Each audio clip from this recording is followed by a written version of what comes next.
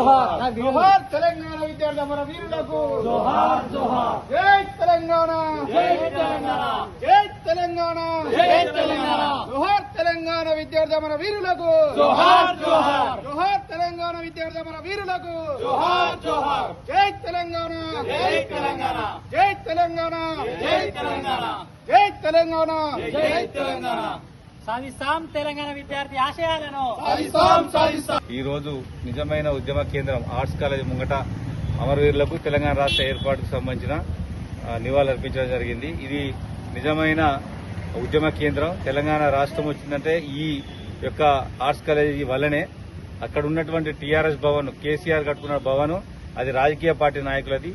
అది కేవలం కేసీఆర్ కుటుంబము, హరీష్ రావు వాళ్ళు, సంతోష్ రావు, తర్వాత కేటీఆర్ బిడ్డ, ఆ తర్వాత ఇప్పుడు కేటీఆర్ కొడుకు సుభిక్షంగా ఉండాలని వాళ్ళు ఆ బిల్డింగ్ కట్టుకున్నారు. ఈ ఆర్ట్స్ కాలేజ్ తెలంగాణ ప్రజలకు న్యాయం జరగాలని, తెలంగాణ ప్రజల అభివృద్ధిలోకి రావాలని, తెలంగాణ ప్రజలకు స్వేచ్ఛ రావాలని కొట్లాడినటువంటి స్థలం ఈ ఆర్ట్స్ కాలేజ్. కాబట్టి ఈ రోజు ఇక్కడ నివాళులు అర్పించడం జరిగింది.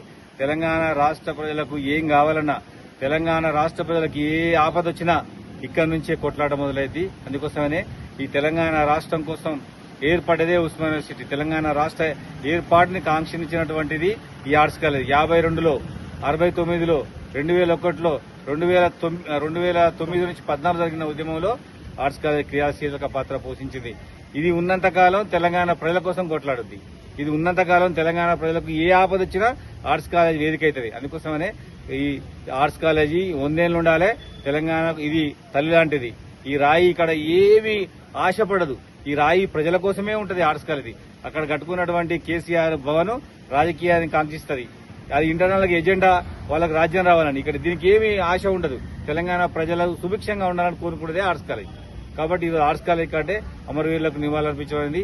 ఈ ఆర్ట్స్ కాలేజీ 100 ఏళ్లు ఉండాలని కోరుకుంటున్నాను మనస్ఫూర్తిగా. జై తెలంగాణ.